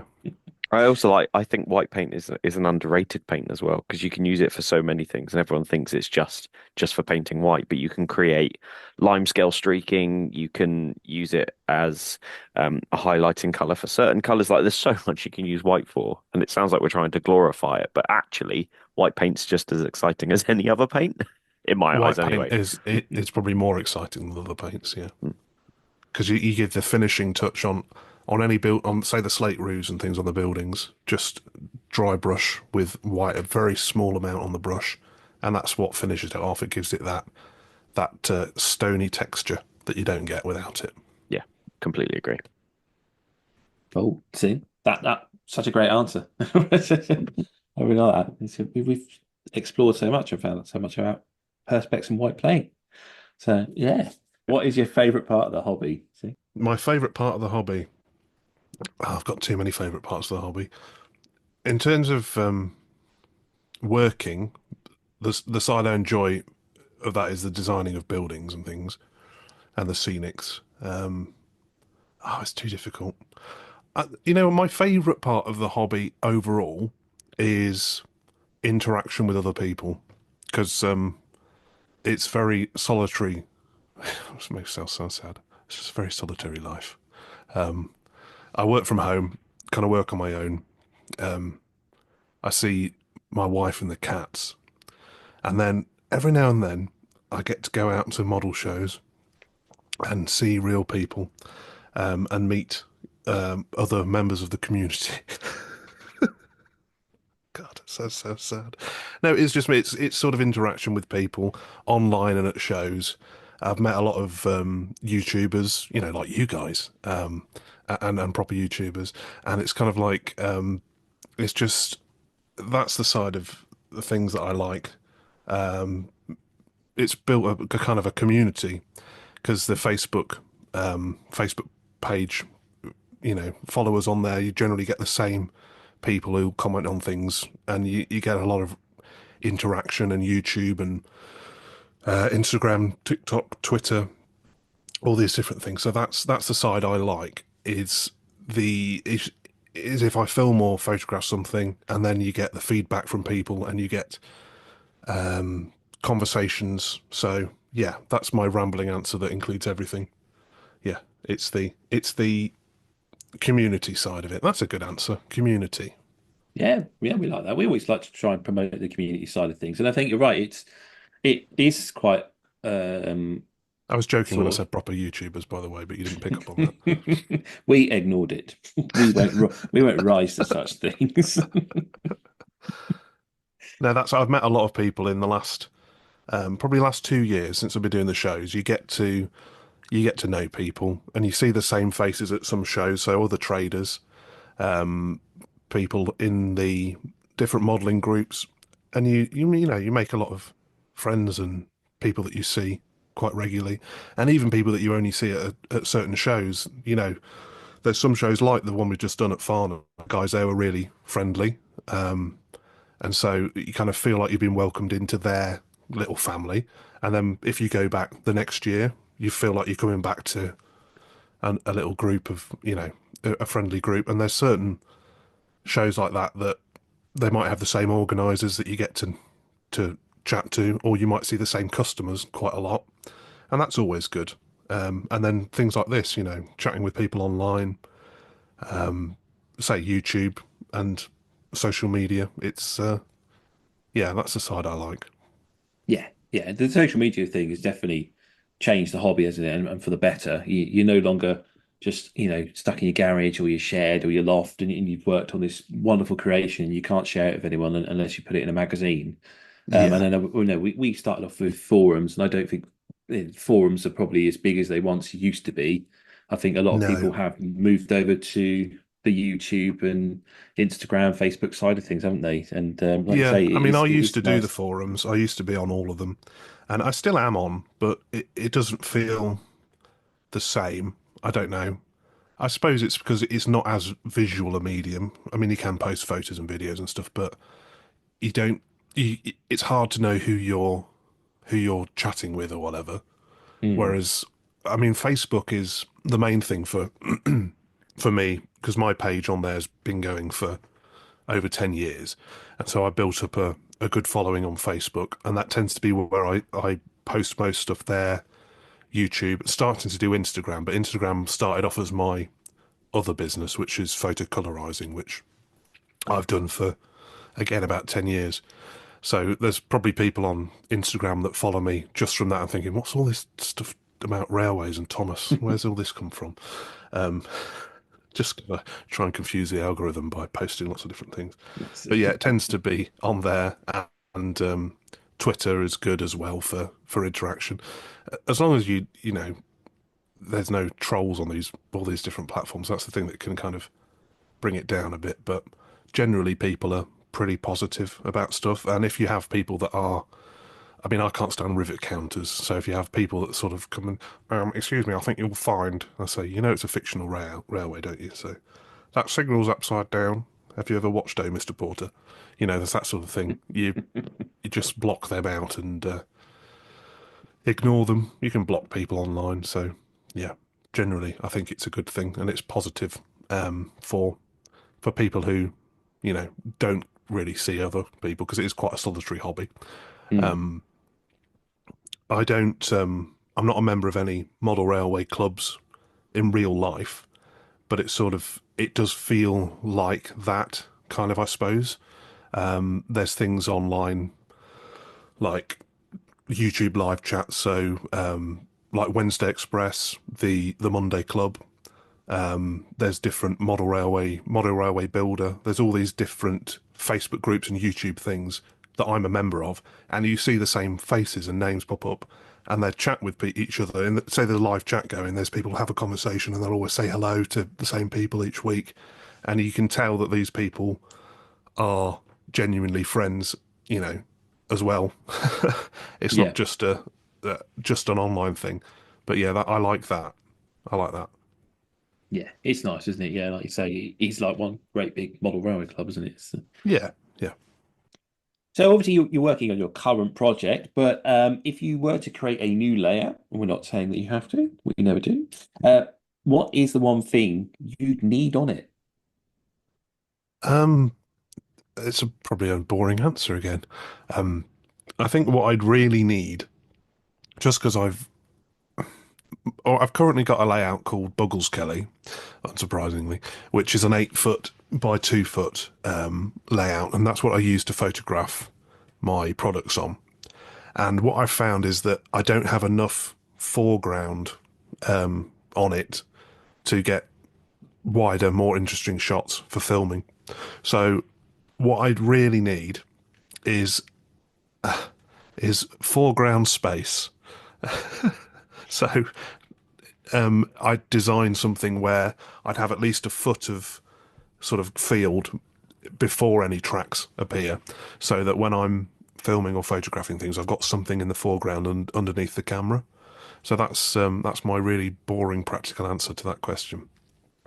No, I think that's a good shout though, isn't it? Because like you say, when you do get the camera out, and I've noticed it when I try to do the exhibition videos, I try and get in as much scenery as possible. But like you say, when the track's really close to the edge, you get all that baseboard edging and all Yeah. that. And So I think it's yeah, just bad planning, really. But it's something that if I were to create a new layout from scratch, that's what I'd go with. Just so, or even it might probably be something that I could bolt onto my existing layout if I thought mm, about it, just to have a piece, just a bit of board with sort of scrubland on it. Something that not lots of scenery in the foreground because I don't like things filling gaps. That's something that's kind of a off-putting on some layouts is where you see, oh, they've got a corner there. Why don't they add a church with a wedding going on or something? I prefer to have open space and somewhere, if it's in the foreground, something that you could probably rest a camera on or at least have in the foreground. So yeah, that's probably what I'd need to have on a new layout. And mm, another thing is a back scene. sky back scene, which I've got on my Buggleskelly layout. I got one printed. I basically took a photo of the sky, and I went to a sign printers and had its sort of foam board that it was printed on, and it's an Okay. 8 foot by 3 foot board, so it's really high, most of the way up the wall in my office, and it just means that any photos and videos that I take, I can do really low angle without worrying about the wall being seen behind. Yeah, So that yeah, sounds good. that's something else I'd have to have on any new layout. That's I don't such know a how practical it is for exhibiting things, but yeah, it definitely helps, I think. well. I like that idea because I always find when you see people who do like a little mini diorama board with no backseat, and then they take it outside and they take a photo of it in the background because obviously the sky's the limit. You Mm, can literally you can go back quite far on it. And admittedly, I've had the same thing where I feel like on mine, from a running point of view and just taking up space, having only 18 inches wide is or deep, sorry, is nice. But when you try to take a photo, I do have to get in quite close because I don't have that depth of field. And I guess that's why people, you mentioned that you watch Everard Junction. I guess that's why yeah. he has such a big space in front of the layout, whereas the back, he doesn't have a big back Yeah, it space. seems like that's. I think he designed that so that his running tracks are all raised as well, so Mm, that he can get that lower shot of the train to make it more realistic. And mm, another thing I do like about his is that he has. It's been a while since I've watched a video. I don't know when he last put one out actually, but he'll have some buildings in the foreground so that you can look through things. I've always liked that on going to see any layouts at exhibitions. mm, There was one I remember, and I wish I could remember the name of it, but it was a modern image. Say modern image, it's probably 30 years old now, but it had tower blocks and they were in the foreground rather than at the back of the layout. mm, So as you were filming or watching the trains go by, you had these things in the foreground to look round, and that gave some realism, which I liked as well. So yeah, sort of foreground details probably the answer to sum up what I would need, mm. and a good back scene. Yeah, I like that. Yeah, that definitely works, doesn't it? Because so making tracks 4 was at Getz, and Yeah, whilst it's still a work in progress, they're doing the Watford Junction station, and they've got the actual building of the station, which is massive. They've got the huge tower blocks the other side of the tracks, and then they've got proper full scale trees in the car park. And you found that if you wanted to record the trains going by, it forced the camera to be looking through the trees, finding those yeah. gaps how you would naturally be looking for trains if you were on the ground, and it There would was a great yeah layout. you I think it's called Tony's Forest at Farnham, and it was a narrow gauge US line, but it was all trees in the foreground, so you had to look between the trees to see the train. so yeah that was actually the layout I was standing next to when I was talking to Laurie, Mechanical Marvels, and Who? do you know Laurie from Mechanical Marvels? Um, uh, yeah, I'm afraid I do. Yeah, And the layout was in just the right place in the hall that the sunlight came through the windows and it lit up the layout. And it was one of the, it just looks so stunning because, like you said, the trees were in the front, they force your perspective, and then you had the yeah. sunlight dipping through there. It was one of the best layouts I'd ever seen just because the way it was lit, just by its position in the sun.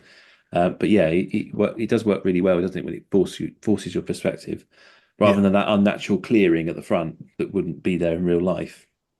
There was one, I was trying to remember the name of it. I had to search it when I was looking for the answer of this to answer this question. There was a layout that I saw. I think it might have been at Worley, but 10 years ago when I used to go for fun. And it was called Cliffhanger. I don't know if you ever saw this. It was a 009 layout, and it was basically it was a cliffside, and it was the only layout I've ever seen that was taller than it was wide. So they'd Yeah. obviously utilised the space, but that was really clever because you had so much foreground and and background, in every shot. If I recall, it went to the floor, didn't it? Because Yeah, it was yeah, it went essentially it all was the the way down.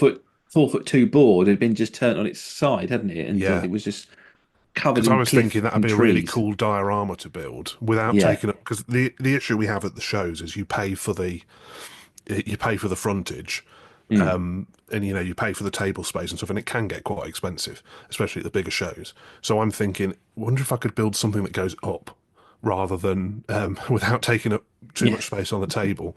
And it'd be cool to actually build a cliff with a bit of track in it. I don't even know what it would be for, just to show off. Just to show off. That's But it it. would You be should have good a fun just to build it. bit of So that's water something. moving to. Yeah, that's true. But yeah, exactly. I know the one you mean. Yeah, it was really Yeah, it's cool. really Having cool. something If you like that. Google cliffhanger, I don't think it's on the circuit anymore. From what I could find, all I found was quite an old website with some photos of it, so it might not even be about anymore. But yeah, cliffhanger. That was a really cool layout. Yeah, definitely want to Google. Cool. Right. So yeah, that's your need on it then. Stuff in the foreground, which is it is a good shout. We'll move on to. I haven't lost my place, honest. What is what is the one hobby item you'd encourage everyone to buy? Um, you've probably got one. It's a daylight lamp. So it's yeah, it's just an LED lamp that has a daylight bulb in it, or daylight LEDs, and it's just for painting. So, because one of the things when you're painting miniatures or buildings or whatever, it's quite hard to see what it would look like in actual light rather than room light. So I have a daylight lamp on my desk, which is really useful, and it also means that I can see up close without because I wear glasses, but I can see up close without having to use any magnification. It works really well for that. So yeah, I'd say one of those, or two of those, and they're good for lighting the layout for photos as well, because it gives obviously a natural light. Yeah, that's a good shot. Yeah, I've got something like that. I've got the one the magnifying glass in the middle. I say I've got it. It was my wife's, but I stole it. Yeah, I went one day. I don't want to go to the optician. I'll just nick that, and there we go. I can see again. So yeah, I think that's a good shout there for a product. I assume Sam's got something like that as well for your own painting and weathering. I do indeed. They are a fantastic piece of kit to have, and they I think 10 years ago, they were really expensive to buy, but now you can buy them for about £20 for a half decent one. yeah, And it just comes down to what my ideal one to buy is there's a really fantastic one that a lot of my Warhammer friends use, which is effectively it clamps to the desk on your left hand side and it goes up in sort of like a rainbow arch and then clamps to the desk on the other side. And it gives you a field of vision of the light surrounding the entire thing that you're painting as well. yeah. I've And seen those. They're really good for taking product shots as well, because you don't get harsh shadows. yeah. That's something I wouldn't mind getting myself, Mm. actually. But yeah, there's so many available now that weren't available 5, 10 years ago that you can really start to get one that's not too expensive. You just have to be careful with the wattage and what they're giving you because the price may look really good, but you just have to look at is it going to be bright enough for what you need it for? Yeah, Showing my age, my wife for my birthday bought me a pair of the magnifying glasses with the light on top as well. yeah. Because she knows sometimes when I'm working on the layout, it's in a place where I can't have the light.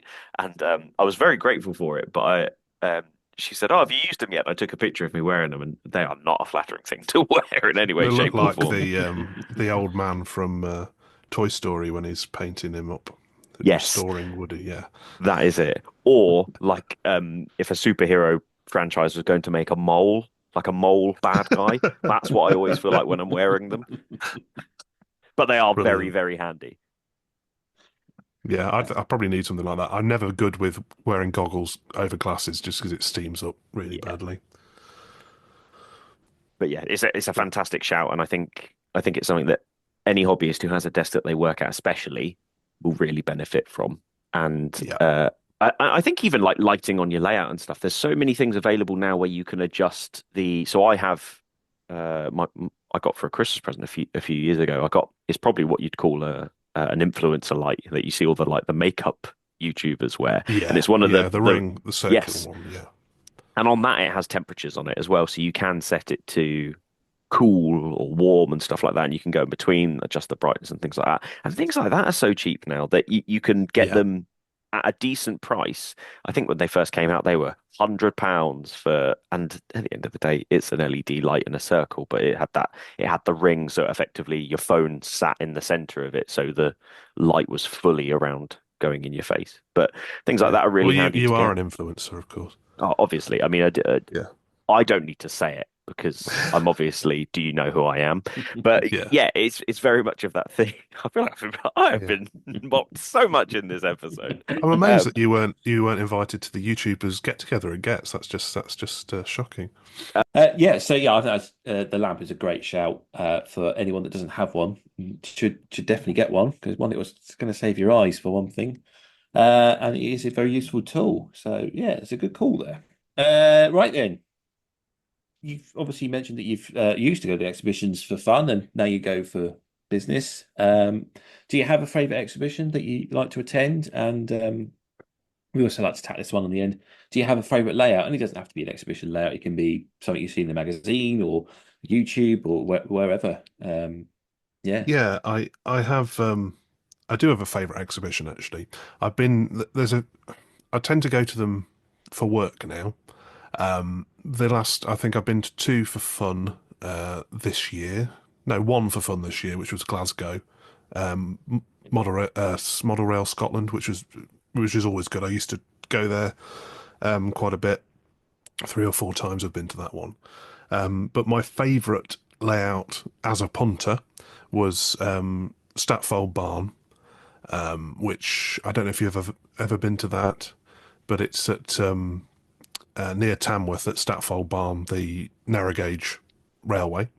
And yeah, that's amazing, and that's probably my favourite overall as a trader as well. It's run by Tony's Trains and Joey, and it's just a well-run show, and yeah, a really good location. And for the ticket price, you got rides on the trains as well. So yeah, it's a good day out. I'll say that's probably my favourite exhibition. He doesn't. I haven't. He always has it too close to the boy's birthday, which is it's always a bit of a case that although he Well, does that want to sounds do like a something, great birthday present. it does. And he probably wouldn't mind, but he tends to want to go on one of the bigger railways for his birthday. So we've Yeah. not yet been able to go, but I would like to go because it does look good. Like you say, you get the narrow gauge rides and all that, and Yeah, yeah, there's just a lot going on there, and there's generally a good vibe about it with the sort of the different traders and layouts and stuff. And there's quite a bit of narrow gauge focus, so a lot of 009, and there probably will be NG7. Let's see if it's happening next year. It's not. It's 80% probably, I think, whether it's actually going to go ahead or not next year. Just with Worley at Statfold being a new show for this year, it's whether it's going to happen, which would be a shame if it doesn't, because it's such a good show, the original Statfold yeah, Barn show. yeah, that would be. Yeah, so that's probably my favourite exhibition. That said, I do enjoy any exhibition that I go to.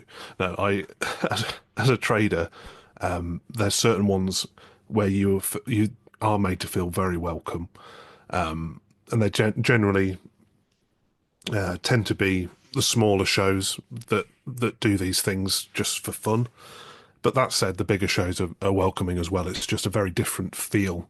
It's more kind of regimented. Like think shows at the NEC. We've done a couple of shows at the NEC, and they're great fun to do because it's a massive kind of you see people that you don't see at smaller shows, and it's just a kind of buzz of being at the NEC and being a massive thing within our hobby. But they're a bit more stressful, and they cost a lot. They cost a lot of money to do, so there's a lot more riding on it. If you have a bad weekend at Worley, thankfully we didn't. You'd know about it because it costs that much to actually have a Yeah. stand. But I enjoy those on a different level to the ones that I enjoy the smaller exhibitions where they've been run by a club probably for, I mean, the Farnham show was their 49th year, so these shows have been going a long time, and it feels more like you're being sort of welcomed into a family, I suppose, with a smaller show. So there's a different vibe. So I enjoy that on a different level to big shows. But yeah, Statfold Barn is kind of a bit of both really, because it's a fairly big show, but it's a smaller operation running it. So yeah, that's a nice balance. In terms of layouts, you already mentioned Pendon earlier when we were chatting. Yeah. That's amazing. That would have been my number one that I've ever seen, just because of the scale of it and the years of work that went into it. But I do like small layouts, so industrial. I'm trying to think of.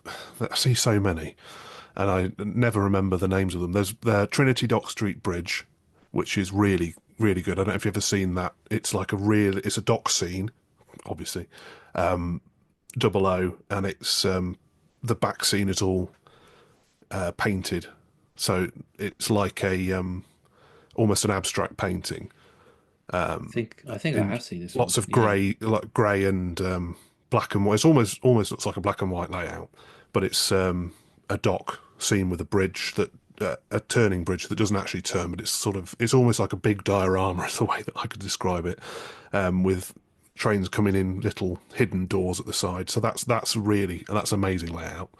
But I'd say my favourite is one called Campbell's Quarry, which is I can't remember what scale it is. It might be ON16. I don't know, but Google it. And it's one with sand, and basically it's a little working thing where a loco comes in, tips a load of sand out into a pile, and then there's a digger that digs it up and puts it into another narrow gauge train that goes across the back and then tips it out. It's basically does that on a loop all day. It's just sort of the interaction of it and the detail that's gone into it. It's really cool. So yeah, that's called Campbell's Quarry. So that I'd probably put that as my favourite at the minute, just because it's a small industrial layout with a bit of narrow gauge and a bit of standard gauge together, and a lot of detail in the tiny little scenes within it. Yeah, I know both those layouts you're talking about, and That's good. yeah, Trinity Dock. That's a great little layout, and it's got that very grim northeastern feel about it, hasn't it? And there's a lot of little Yeah. cameos in there. I bet they're pointing out that there's a policeman there, and he's investigating a murder, and you look down into the water, and there's a body floating in there. I always remember that bit on there. I thought that's sort of an amusing cameo scene. But yeah, Yeah. Campbell's Quarry is very cool, isn't it? Was that it's got like the rust and drag line, as you Yeah, say, that's lifted, the name of it. Yeah, the excavator lift, thing. I couldn't remember the yeah, name of. that's Yeah, it. Lifting the sand and putting it in the wagons and they tipping it all out. And I always like those sort of layouts. I think it was quite cool when, the layout has a purpose that it is actually doing something like a real railway would do. It's, here it's delivering the sand and moving it around. I've seen one similar where they had like working cranes and they were lifting off the wagons and putting it on. I think it was at the Annie Panny show this year. I can't remember the name of it, but yeah, it was like all remote control. The lorries were remote control, and yes, everything I was just saw being that one. moved about. I was trying to remember the name of that because that's another one that I really liked. I saw it originally in, I think it was in Railway Modeler, but Yeah, then I saw that at Ali Pally, and it has a remote control little lorry moving around, which is really clever. I mean, it's the sort of thing that would just go wrong at an exhibition if I tried to do something like that. Anything that it requires any kind of control. I just have a windmill turning. That's the only movement I have on the stand. I don't have that's to do still. anything with that. It's a nice little fan in the summer, is it? Was it not? Yes, yeah, it's not very effective. But yeah, I think the remote control stuff is usually quite cool, isn't it? So definitely Yeah. see the appeal there.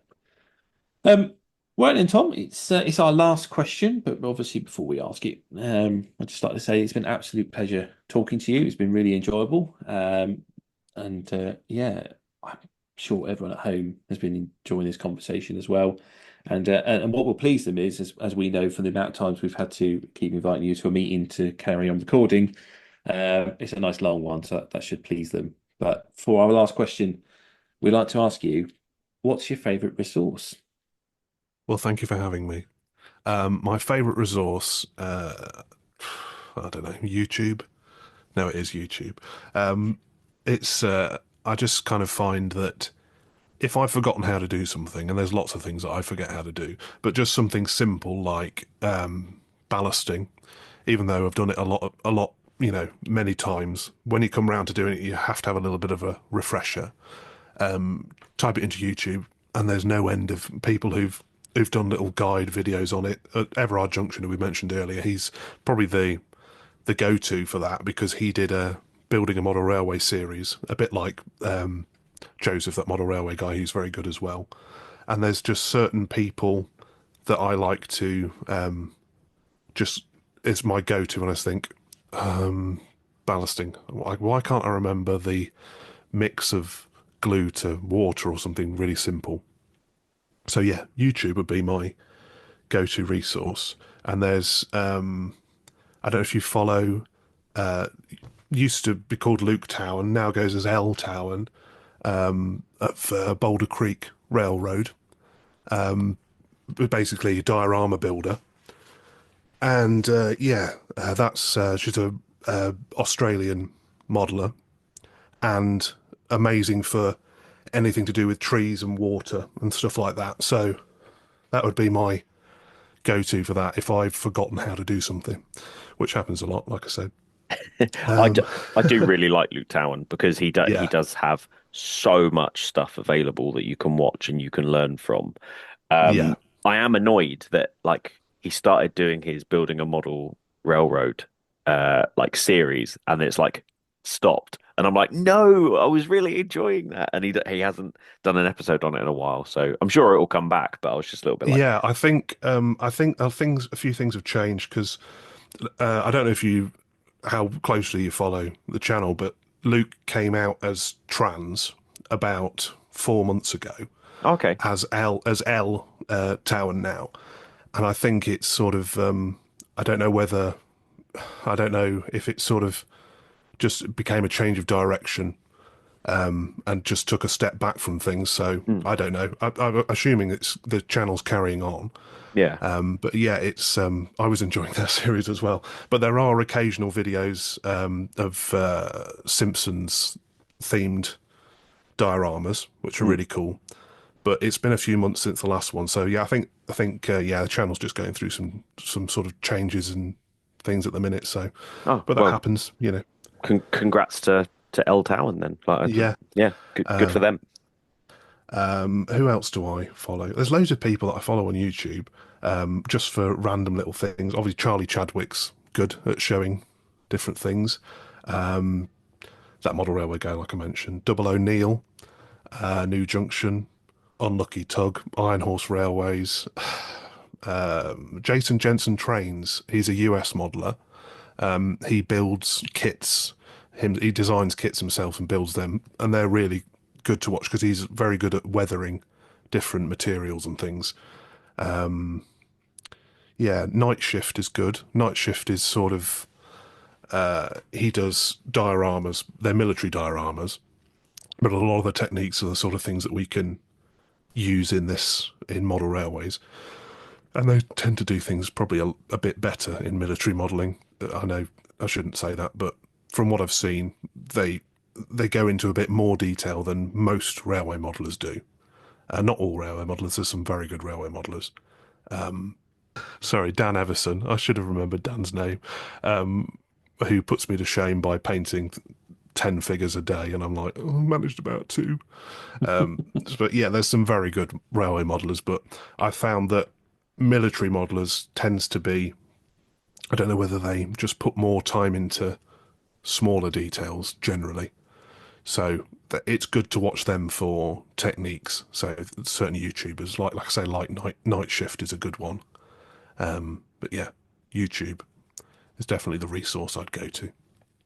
Yeah, definitely. And like you say, the military modelers and all that, they do sort of have that extra little bits of detail. I think sometimes more than what we do as railway modelers, but there's so much you can learn from them. And I've noticed over the years, a lot of that does get transferred over to this hobby. And Yeah, I think that's where you see such we're a vast doing improvement in what we're doing.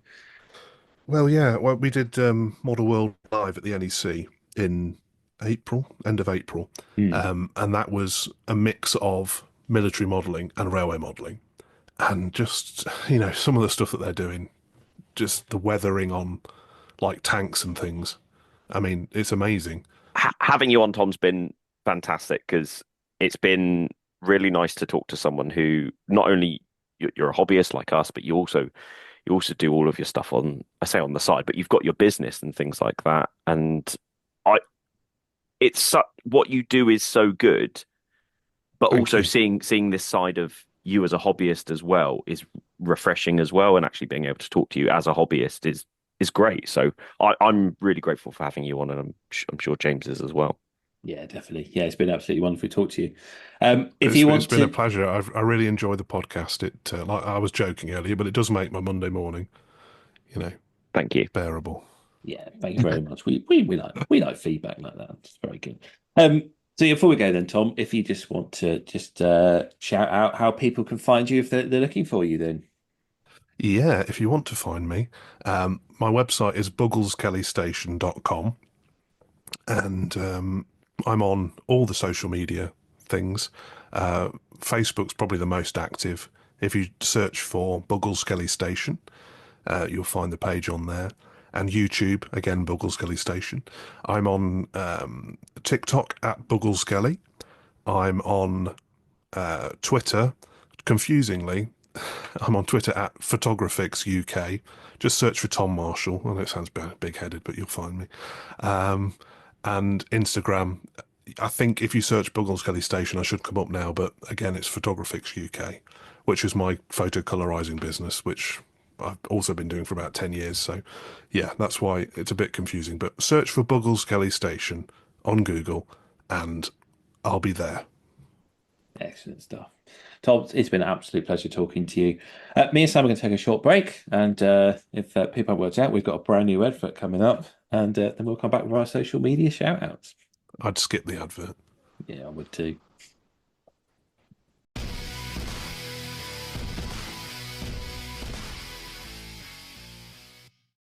Hello there, dear listener. We thought we'd just take a moment to talk to you about our Patreon. For the last few weeks, Sam has been putting out an advert impersonating David Attenborough, trying to entice you to give us your money. And you were right not to do it. But now we ask you from the bottom of our hearts to follow us on Patreon. If you do want to support us in what we do, and you believe that what we do is good enough that you want a part of your money, you can find us on Patreon, and you can start donating for as little as $1 a month.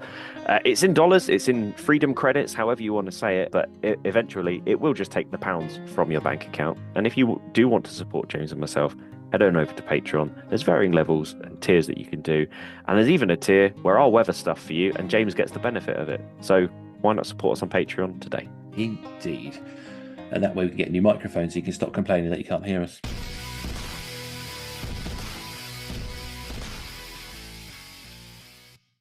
So, that was Tom from Buggleskelly, and he does a lot of exhibitions. So if you do see him, go say hello, have a look at his stall, see what he's got for sale. There's some great products there.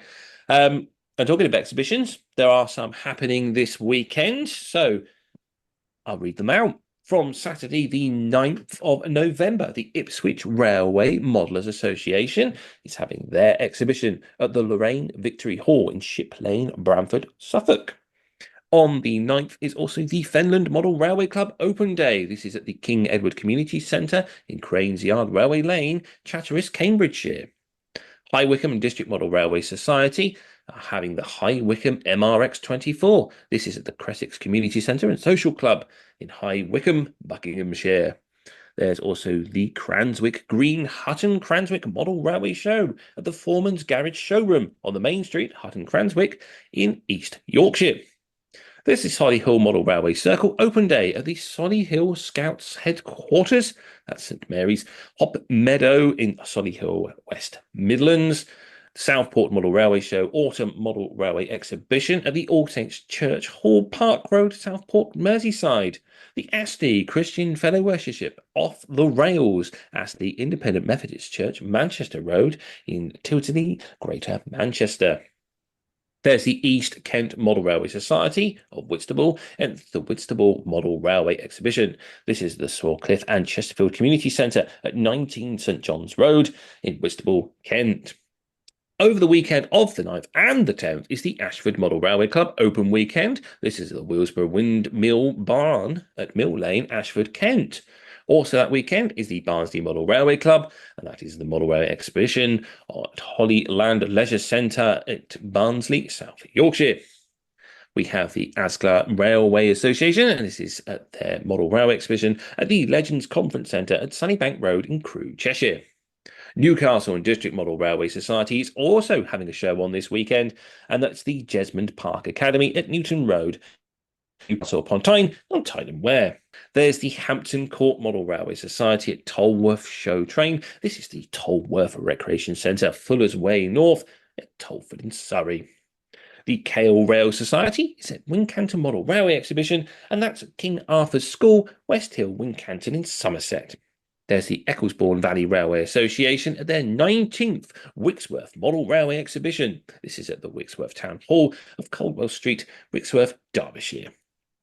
And between the 9th to the Monday the 11th, it's 3 days of it, Famous Trains Model Railway, Wartime Trains, the Famous Trains Model Railway building at Markton Park, Derby, Derbyshire. And that's all for this weekend.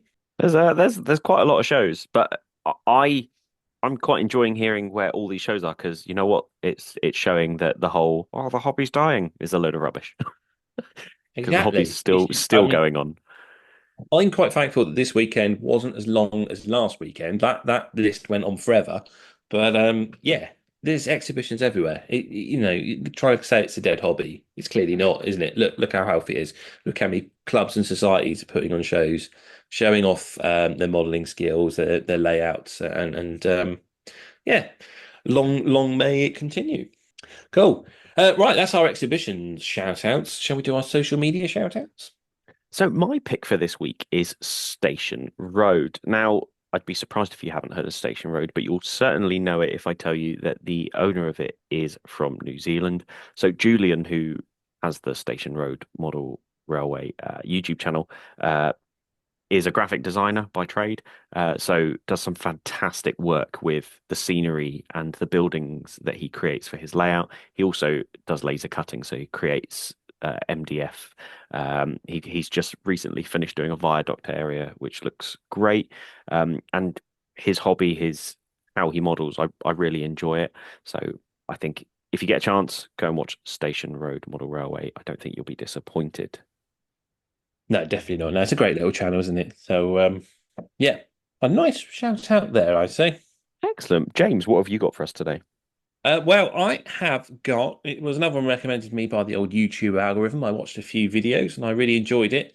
And then I had to go back and double check which one it was, because it's a channel that's just under the name of Dave Robinson, or probably the best way to find him is at Dr. Dave _63395. And this is a collection of various videos of outdoor O-gauge live steam model railways. They look brilliant, and there's some great videos of it. All the various sessions that they have running the locos together. So yeah, if you want something a little different to a standard model railway, then I recommend this channel, just for the pure enjoyment of just watching live steam outdoors. I hadn't seen it before, but I've given it a little follow, and I'm sure it's going to be quite interesting to give it a watch. But yeah, it looks good from the. In fact, I think I can see someone. Yep, it's O-gauge, and they are in fact doing live steam and adding coal to the bunkers of their locos. So that's insane. Yeah. Told you. Yeah, it just popped up, and I was like, this is actually pretty cool. So that was why it's my shout out of the week. So that's our social media shout outs. Obviously, there's just our own social media shout out. Sam, if they want to find you, how do they find you? So if you want to get hold of me on Instagram, it's at Emperors_Path. Alternatively, you can find me on YouTube at Emperors Path. James, how can we get hold of you? Yeah, if you want to find me, it's Western Signalman on YouTube, Instagram, or westernsignalman@outlook.com. But don't forget that we also have the Model Rail Replacement Podcast on Instagram, and you can find us under that name. Or indeed, if you want to email us, it's modelrailrp@outlook.com. So that wraps us up for this week. Next week is the ultimate BR. No, not BR. It's just the ultimate Fight Club, as we battle all our previous winners of our Fight Clubs against each other to decide which one is the ultimate locomotive. But that's next week's episode. We're all done for this week. So all I can say is that hopefully we've been entertaining, informative, and have replaced your model railway, if only just for a little bit. I've been James, and with me has been Sam. Thanks for listening. This service terminates here. Please ensure you take all of your personal belongings with you.